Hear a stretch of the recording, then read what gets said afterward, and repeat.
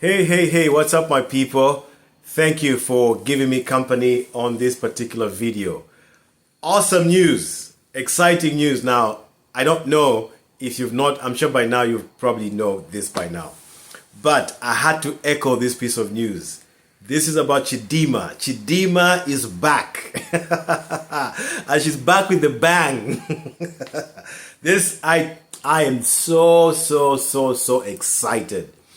You know, I was so crushed to imagine that this young lady's career had plunged into the ocean, never to be seen again. I was so broken. And I'm saying this, I don't even know who Chidimma is. I just happen to be a person that loves justice, that wants to see justice, especially for black people and what they have gone through for centuries. So I have a mouthful. I don't even know how to start, but let me just begin to start showing you images here of what has happened. And it is my prayer again that this woman is going to go much further than most of us have imagined. But in case you don't know, Chidimma won the Miss Universe Nigeria. She was invited, and I guess I should show you the clip where she explains this, but she was invited after being rejected by South Africans. And we said a lot of things about South Africans and why they treated this young girl this way. One of the things that I said was there was no need to disqualify her. There was no need to dehumanize her and demonize her. The least that we should have seen from South Africans is responses such as, well, it's unfortunate Chidimma doesn't have papers or is illegal and she won't be able to represent South Africa. We wish her well. That's the kind of messaging or reaction we should have seen from South Africans. But South Africans were, my God, South Africans really wanted to skin this girl alive. And even politicians, such as Grayton or Grayson Mackenzie. I even forget what party he leads, for goodness sake. But anyway, let's get into this. Listen to how this young lady broke down, talking about how it was so discouraging for South Africans to treat her that way. How that she believes she's South African and how that she believes she's South African, was born in South Africa and whatnot. Watch this, and I'm going to come and say a few more things. This is so exciting. Watch this. Who is currently the Miss Universe Nigeria. Good morning. Good morning. Good to have you here. And it hit social media. It all started because of my name. People were not happy that my name is Chidimma and I am representing South Africa. So that is where it actually really started. And, you know, people felt like, well, South Africans felt like I wasn't South African enough because of my name. And it was really sad to see. It was a very horrible experience and I wouldn't wish it on anybody because I have lived there for 23 years. And it's heartbreaking to see that I wasn't welcomed and accepted. Yeah. Okay. That's okay. Well, you're welcome here. But you're welcome here. And you're the queen. Yes. Yes. Yeah. I just didn't want to talk about it, but yeah, it's heartbreaking. It's really heartbreaking. And there were certain things that happened behind the scene that actually made me withdraw. And it was so heartbreaking to see that I had to withdraw close to the finale. And but a decision had to be made. And it really hit social media as well. Yeah. And there was some statements that came out from Home Affairs with regards to my mom's ID as well, and that is still a legal matter, so I'm not going to comment on that.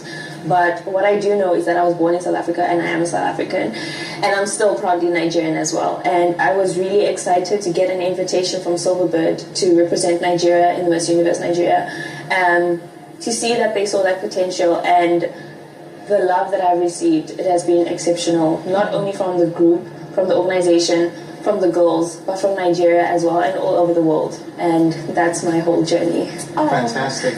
We'd like to say, like we said at the start of the show, congratulations. Yeah. You are Miss Universe Nigeria and we're proud of you.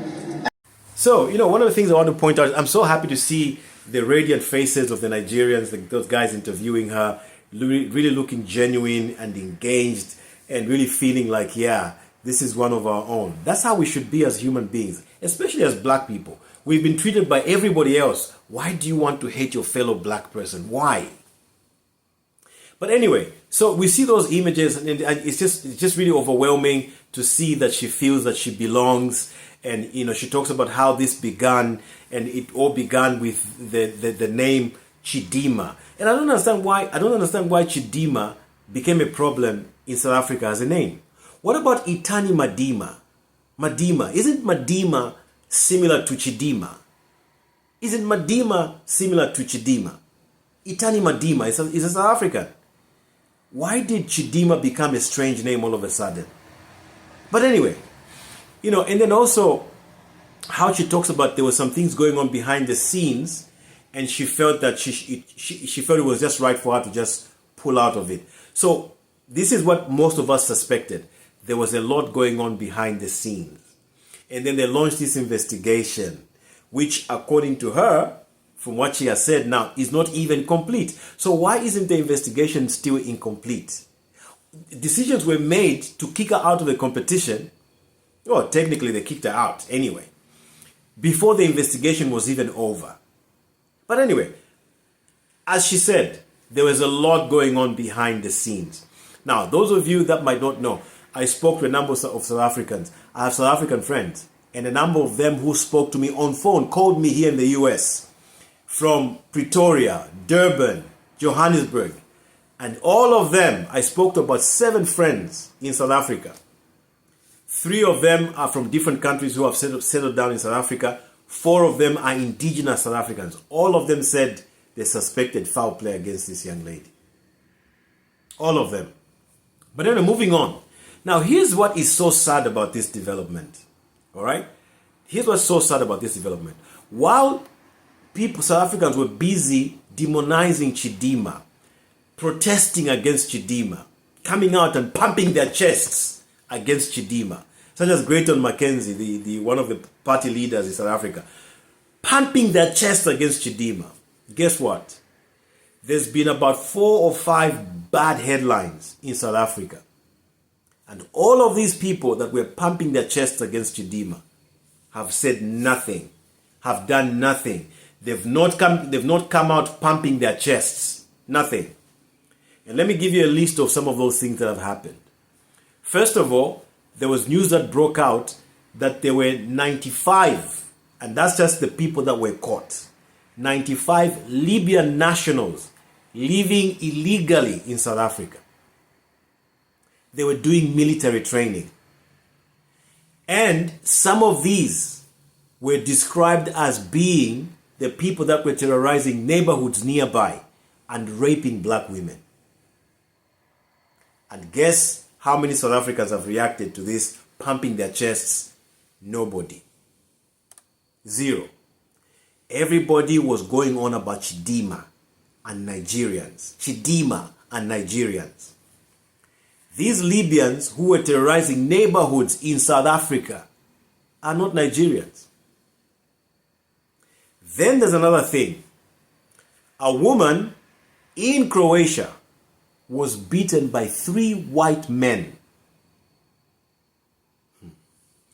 I don't even want, for this one I'm going to show you the images. Because for a number of these stories, I don't even want to see the images because they're so disturbing. But for this particular one, I want you to see the images. Take a look at this.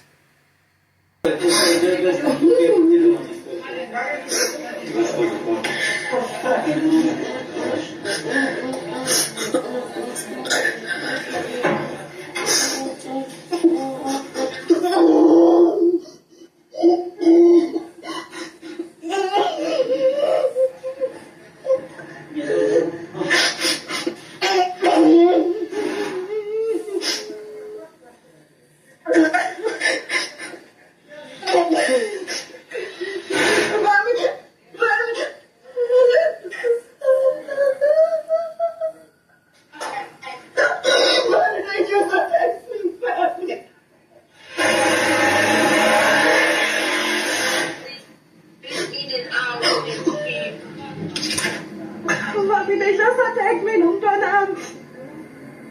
This man attacked me and my kid with his 2 boys. attacked me with his keys and he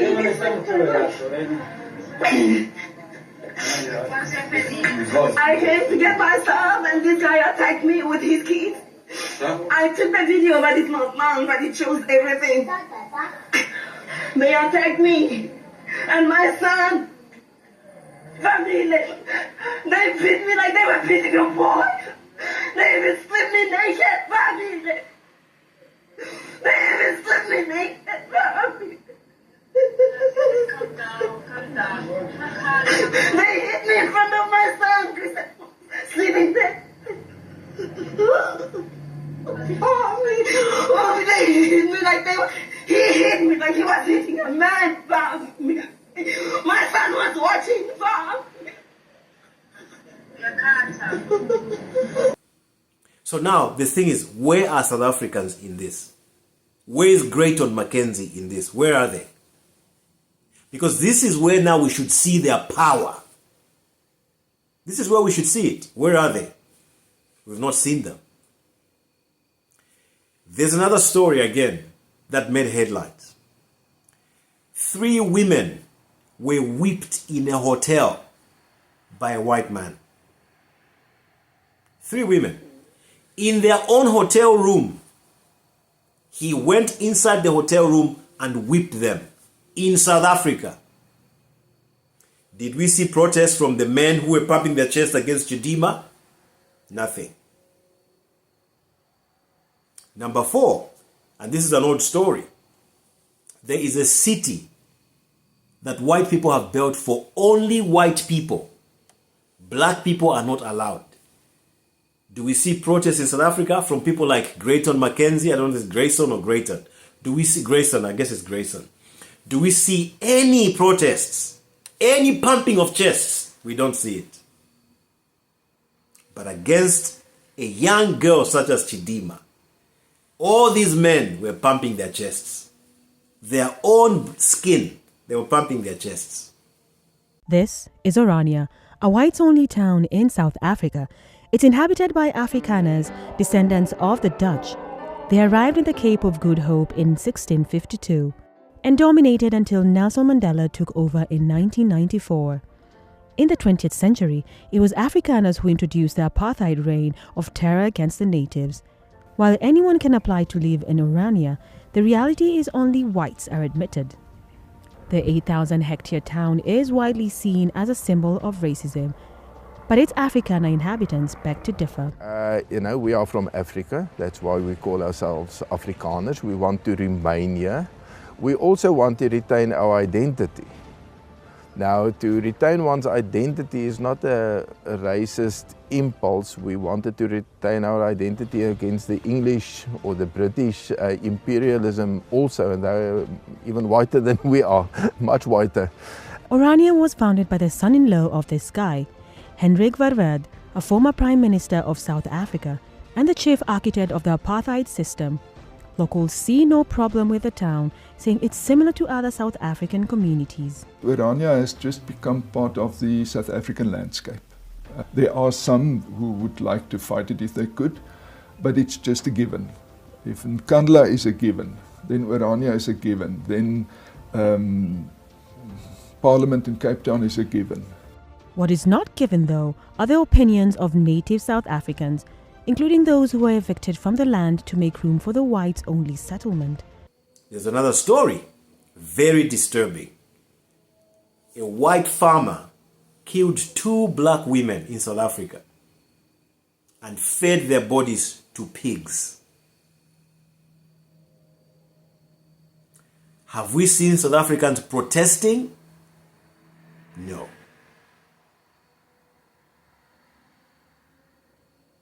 Feeding black people to pigs in 2024.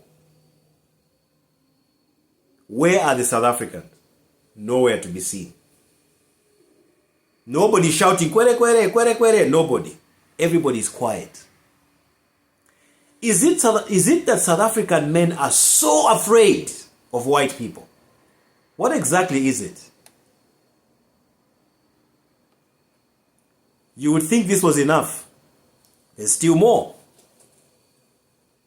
revelations came out that the South African white man that was killing black people in South Africa was actually doing it with the help of the government. Have we seen South Africans going to the streets to protest or shouting, "Kwere, kwere, kwere, kwere"? Nothing. I received insults for the video that I did on Chidimma. South Africans were telling me to shut up, even calling me "Kwere, kwere." They were posting comments, "Kwere, kwere." South Africans. You know, the behavior of South Africans over this issue of Chidimma, for the first time, made me sit and think, because there's been so much talk about the fact that there's something wrong with black people. And I've always been in denial. For the first time, after seeing how South Africans have behaved, I started to think, you know what? Maybe there's something wrong with a black person. It's the first time I've ever had to admit and think that, you know what? I think we need to take a look at a black person. Because something isn't right. So whether that is right or not, or whether I'm just being emotional, but the thing is, the behavior of South Africans has sent shockwaves. It has sent shockwaves around the world. There's one video I was watching of, I forget who this person is, a YouTuber, who did also a coverage on Chidimma's issue.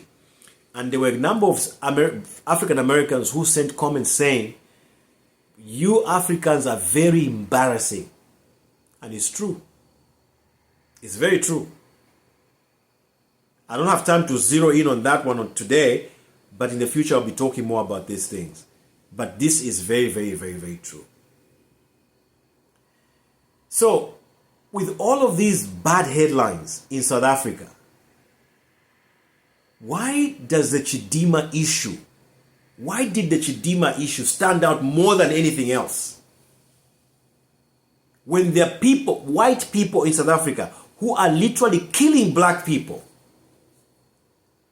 Absolutely shocking.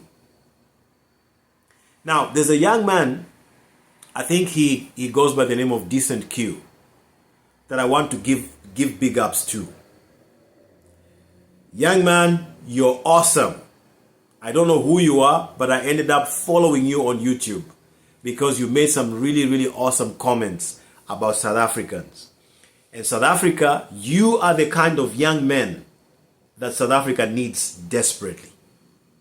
And I want you to listen to what this young man said on the Chidimma issue after Chidimma won the Miss Universe Nigeria. Listen to this. Chidimma is a born star. She's a star. And it seems like she was born to be a star.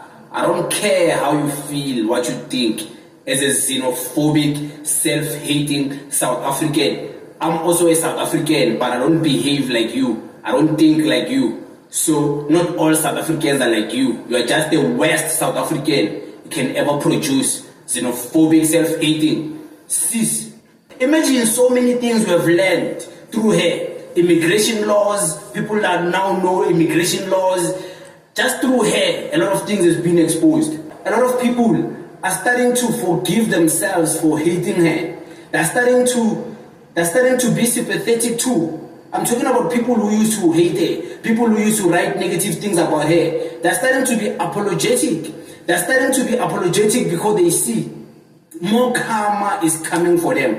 Like, there is more karma for all the South African people who hated Chidimma. There is more coming. Awesome. There you are. One of the key things that he pointed out there was he used the word karma. He used the word karma. And he said that a number of people who hated Chidimma, they are now beginning to try and reconcile with the situation because they're thinking karma. They're thinking karma. I said this before when I did the first coverage on Chidimma. I said, South Africans, you've done this to yourself.